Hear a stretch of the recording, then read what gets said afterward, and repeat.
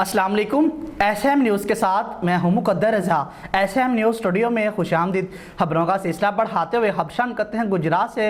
मरकज़ी चेयरमैन कौमी अमन committee doctor अलामा ज़ाहिदुर राशिदी की ज़िले दफ्तर गुजरात में तमाम मेंबरान से अहम मुलाकात की। इसी हवाले से मज़ीद तफ़सीलात बता रहे हैं SM न्यूज़ के ब्यूरो चीफ सैयद इरफान अब्बास नकवी। जी इरफान, आगाह कीजिएगा इस हवाले से।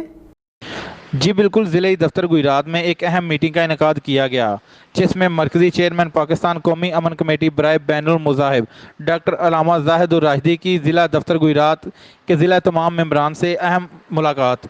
तमाम मेंबरान को ईद के हवाले से अपनी अपनी यूसी तहसील ज़िला में बेवा खातून यतीम बच्चियों में कपड़े और राशन तकसीम करने की हदायत दी गई।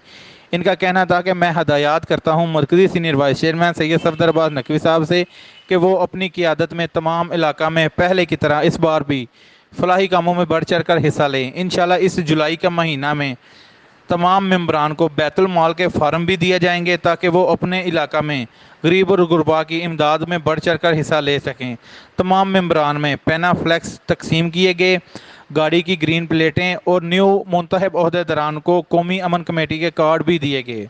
जी बहुत शुक्रिया इरफान तफसीलात से आगाह करने के लिए। अब तक के लिए इतना ही। मज़ीद खबरों के लिए देखते रहिए SM न्यूज़।